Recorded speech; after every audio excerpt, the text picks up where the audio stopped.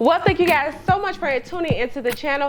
And today, if you have not purchased your home or your investment property by August the 17th, you are going to be paying thousands of dollars extra if you do not implement these two loopholes that are going to save you hundreds of thousands of dollars in agent commissions. Well, my name is Coach Sam, and on this channel, I teach how to make money and how to save money. So this video today, you guys, I am going to show you how to save money when you are buying a new house or a new investment property after a land breaking rule from the National Association of Realtors.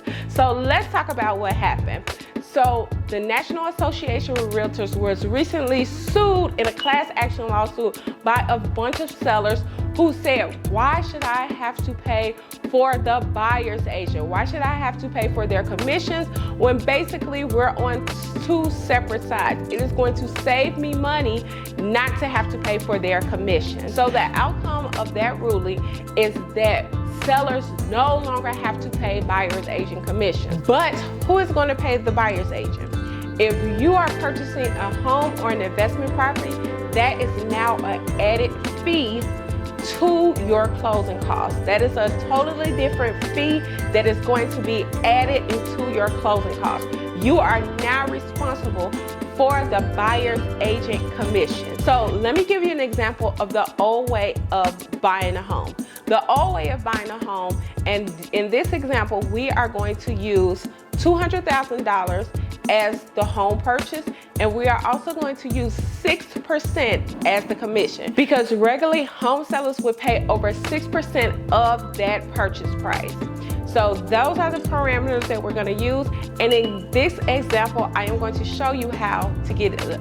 So let's jump right into the example. Say if you are trying to buy an investment property that is $200,000, and 6% of that commission, you guys, would be $12,000. Normally it is going to be split in half between the buyer's agent and the seller's agent.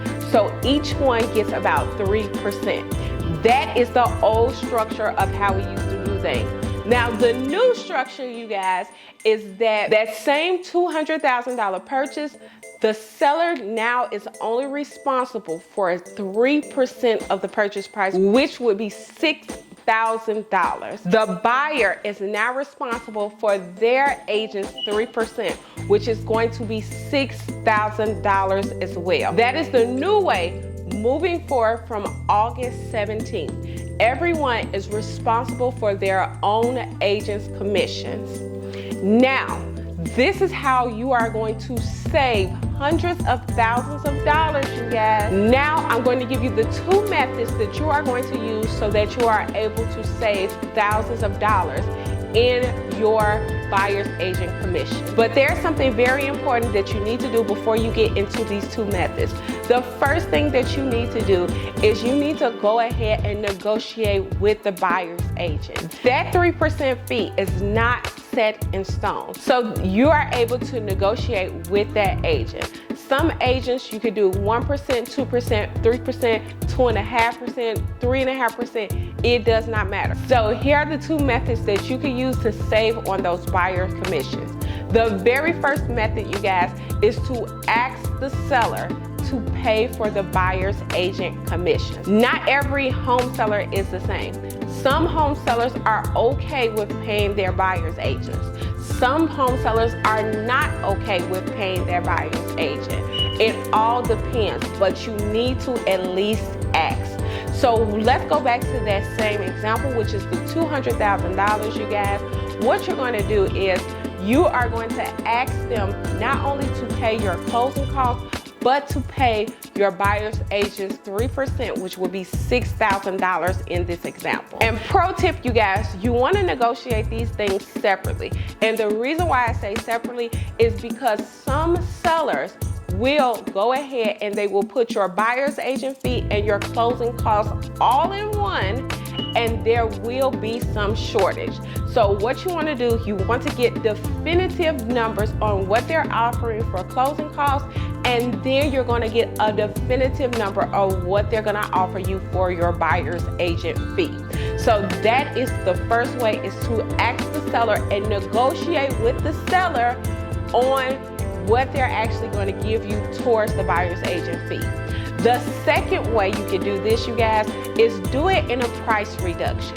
So let's take that same $200,000 example, and with that example, you guys, since we have a commission, a buyer's agent fee or a commission of $6,000, we're gonna ask for a price reduction in that amount. So instead of paying the whole $200,000, we're gonna ask to pay $194,000 for their home, and also ask to bake in the 3% or the $6,000 within the home price. If you do it that way, on the contract, it is going to say $200,000 as the purchase price, but the seller is only going to net $194,000 because they have paid your $6,000 in commission. And you guys, pro tip, always ask for closing costs. When you're negotiating, when you're buying a home is all about negotiations. And for me and my clients, you guys, the best negotiations are educated negotiations. So I like to educate my buyers, I like to educate my sellers about what they need to be paying, what fees they need to have, and how we're going to do this in the contract. Like, share, and subscribe, and I like to teach you guys about how to save money, but I love to teach you guys about how to make money. I will see you guys on the next video. And if you guys have any questions or comments, put the questions and comments down below. Give this video a thumbs up if you liked it. And you guys, I like to teach you guys how to save money, but I love to teach you guys about how to make money. So like and subscribe, you guys, and I will see you guys right here on the next video. Bye!